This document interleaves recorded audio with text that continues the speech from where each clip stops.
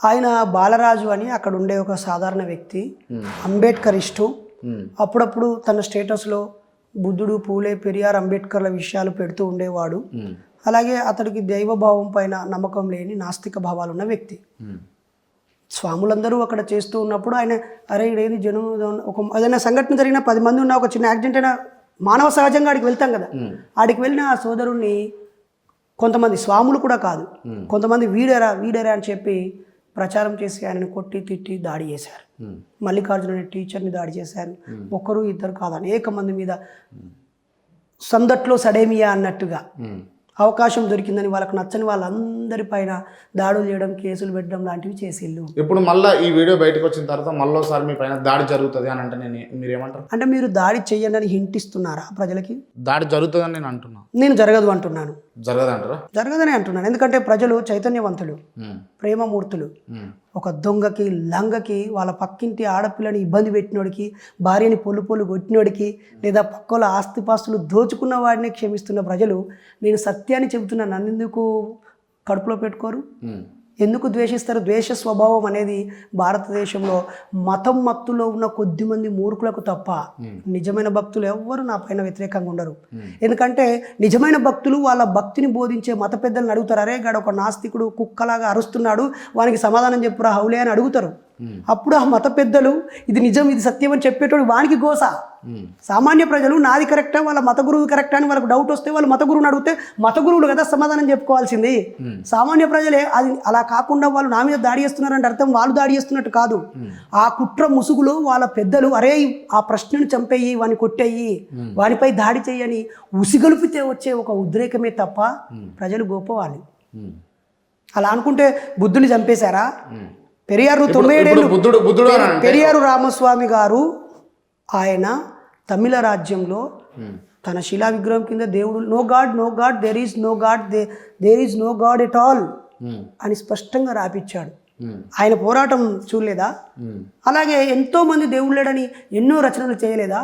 త్రిపురనేని రామస్వామి చౌదరి రాసినటువంటి సూతపురాణం చదవండి, సివి గారు రాసినటువంటి సత్యకామ జాబాలి, ఇందులో క్రైస్తవం ఉండదు, ఇస్లాం ఉండదు. ఏ విధంగా ధర్మ గ్రంథాలు అనుకునే వాటిలో ఉన్న అధర్మాలను వివరించినవి ఎన్ని లేవు? శ్రీశ్రీ గారు లేరా? ఆ ప్రశ్ననే సరిగా లేదు. ఇంట్లో ఒక 2600 పుస్తకాలు ఉంటాయి. ఒక్కోసారి వెళ్తున్నప్పుడు ఒక్కో పుస్తకం చదువుతుంటాము. ఒక్కో వీడియో వివరించాల్సి వచ్చినప్పుడు దాని రిలవెంట్ బుక్స్ అన్నీ నా సోదరుడు తమ్ముడు అచ్యుతరాజు పెడుతూ ఉంటాడు.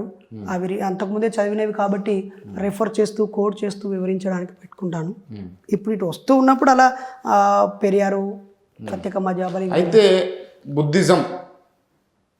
బుద్ధిస్ట్ అంటే ఏంటి అసలు? అది బుద్ధుడు అనే ఒక వ్యక్తి ఆ రోజుల్లో ఉన్నటువంటి కాలంలో సమాజంలో ఉన్న హెచ్చు తగ్గులని రూపుమాపాలని, అసమానతలను పోగొట్టాలని, అప్పటికే బలీయంగా ఉండి వలస వచ్చిన మొదటి విదేశీయులైనటువంటి ఆర్య బ్రాహ్మణులు ఇక్కడి కల్చర్ని ధ్వంసం చేస్తున్నారని, యజ్ఞ యాగాదుల పేరుతో పశువులను జంతువులను వేలాదిగా కోసి చంపి ఆ మాంసం తింటున్నారని, దేవతల పేరుతో స్వర్గ నరకాల పేరుతో వ్యవసాయాన్ని కుంటుపడేస్తున్నారని భావించి ఆయన దుఃఖానికి కారణము, దుఃఖానికి ఒక కారణం ఉంది, కారణానికి ఒక పరిష్కార మార్గం ఉంది అని చెప్పి ఆయన దుఃఖ నివారణ కోసం మనిషి ఒక అష్టాంగ మార్గాన్ని, మంచి మాట తీరు, మంచి చూపు, మంచి ఆలోచన, మంచి ప్రవర్తన, మంచి జీవన విధానం, మంచి పని,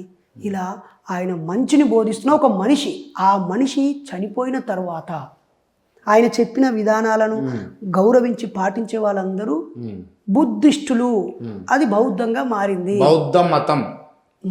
బౌద్ధ మతం ఒకవేళ అది మతమా కాదా అని బౌద్ధ మతాన్ని నమ్మే బౌద్ధిస్టులను అడగండి. నేనైతే అదొక బౌద్ధ దమ్మ అంటే ఒక నువ్వు నమ్మవా అన్న?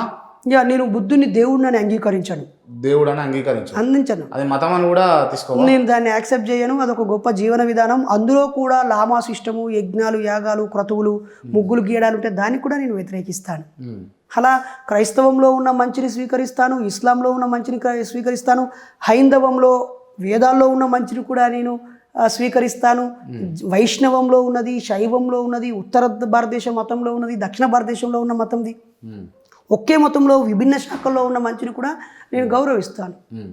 వాటిలో ఉన్న లోపాలను గురించి కూడా నాకు తెలిసిన మేరకు చెప్తాను, అంతే తప్ప అది చెప్పడమో అదే నా పని కూడా కాదు. ఓకే, ఇప్పుడు అటు బుద్ధులు కూడా బుద్ధ మతం కాదే అని అంటున్నావు నువ్వు, అవును, అంతే కదా? 100%. ఓకే ఓకే అన్న, ఇది కొంచెం పక్కన పెడితే నువ్వు పెళ్ళిళ్ళు కూడా చేస్తావట కన్నా? నేను పెళ్ళిళ్ళు చేసే పూజారిని కాదు, నేను ఒక రాష్ట్ర అధ్యక్షుడిని కాబట్టి, నేను 14-15 ఏళ్ల క్రితం కులాంతర దండల పెళ్లి చేసుకున్నాను కాబట్టి, అలాంటి పద్ధతులు పెళ్లి చేసుకునే వ్యవస్థని మహాత్మా జ్యోతిరావు పూలే సత్యశోధకు సమాజును స్థాపించి, ముహూర్తాలతో పని లేదు, మంత్రతంత్రాలతో పని లేదు, ఇద్దరు మనుషులు ఒకరి మెడలో ఒకరు దండ వేసుకొని బంధువులందరి సమక్షంలో మేము భార్యాభర్తలుగా జీవిస్తామని చెప్తే చాలు అని ఆయన పనిచేశాడు. 1925లో సెల్ఫ్ రెస్పెక్ట్ మూమెంట్ తీసుకొచ్చినటువంటి పెరియార్ రామస్వామి కూడా స్వ అభిమాన పెళ్లిళ్ళు, మనిషిని మనిషి గౌరవించే, వ్యక్తిత్వాన్ని గౌరవించే పెళ్లిళ్ళు చేశాడు. దానికి ఏ మత క్రతువులు అక్కర్లేదు, ఆ పూజారికి కట్న కానుకలు సమర్పించాల్సిన అక్కర్లేదు. మొన్న ఈ మధ్య జనగామ దగ్గర ఒక కేసు పెట్టారు, ఒక గ్రామ సర్పంచ్ తీర్మానం చేశాడు, అయ్యా మా ఊరు పూజారి గృహప్రవేశానికి 25,000, పెళ్లికి 50,000, ఇంకేదైనా కార్యక్రమం అంటే తులం బంగారం అడుగుతున్నాడు, ఇక మన ఇంట్లో మన ఊర్లో ఎట్టి పరిస్థితుల్లో ఆ పూజారిని పిలవడానికి వీలేదని బైకాట్ చేస్తూ గ్రామ పంచాయతీ తీర్మానం చేశారు, ప్రకటించారు. ఆ తర్వాత చాలా ఘర్షణ జరిగింది, మీకు అది మీ దృష్టికి వచ్చిందో రాలేదో. అయితే వాళ్ళు చేసిందే నేను చేస్తున్నాను, నాకంటే ముందు చేశారు, తర్వాత కూడా ఎంతో మంది చేస్తూనే ఉన్నారు. ఏం లాభం దానివల్ల? అరే వృధా ఖర్చు తగ్గిపోతుంది కదా, ఇద్దరు మనుషులు కలిసి జీవించడానికి ఈ ముహూర్తాలతో ఏం పని? ముహూర్తాలతో ప్రకారంగా ఈ ముహూర్తాలు లేని టైంలో పెళ్లిళ్ళు చేసుకుంటే పెళ్లిళ్ళు నిలబడే అని అంటారు. ఎవడాడు అన్నది కాదా? దిమాక్ లేని ముచ్చట, ప్రపంచం అంతా ముహూర్తాలే చూస్తారా? అదే నిజమైతే మీ వేద గ్రంథాల ప్రకారం అయితే రాముల వారు సీతమ్మ వారు మంచి ముహూర్తంలో కదా పెళ్లి చేసుకున్నది, మరి వాళ్ళ జీవితం ఎట్టయింది?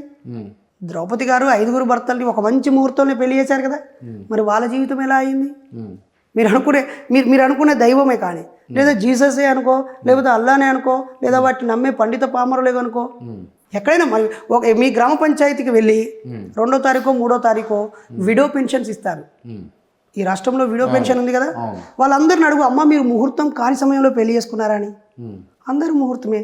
నేను పేరు ప్రస్తావిస్తున్నందుకు మన్నించండి, నాగ చైతన్య మరియు సమంత గారు ధనవంతుల పేదవాళ్ళ? ధనవంతులే. అందుబాటులో ఉన్న పండితుల చేతనే ముహూర్తాలు పెట్టుకున్నారు కదా, మరి వాళ్ళ అభిప్రాయాలు కలవలేదు, విడిపోవాలనుకున్నారు, విడిపోయారు లేదా? పవన్ కళ్యాణ్ గారు, ఆయన పేరు అంటున్నందుకు క్షమించండి, ఆయన కూడా తన వైవాహిక జీవితంలో 1-2 ఫెయిల్యూర్ అయ్యారు కదా. ఫెయిల్యూర్ అవ్వడం అనేది మనం చూడాల్సిన కోణం వేరు, ముహూర్త బలంతో కలిసి ఉంటారనుకోవడం వేరు. ఇద్దరు మనుషులు కలిసి జీవించడానికి ముహూర్తంతో సంబంధం లేదు. అలా అని సమాజం గౌరవం కావాలనుకుంటే 10 మందిని పిలిచి మేము భార్యాభర్తలని పరిచయం చేస్తే సరిపోద్ది, లేదా ఇద్దరు వెళ్ళి రిజిస్ట్రేషన్ ఆఫీస్లో ఇద్దరు ఆధారాలు పెట్టి సంతకం పెడితే సరిపోద్ది. అలా నా దగ్గరికి కొంతమంది వచ్చారు, ఎంతో మంది వచ్చారు, 1000 జంటలు వచ్చాయి నా దగ్గరికి. 1000 జంటలు. పైసలు దేనికి తీసుకుంటారు, దేనికి తీసుకోరు? నేనైతే పైసలు తీసుకోను, ఆశించను.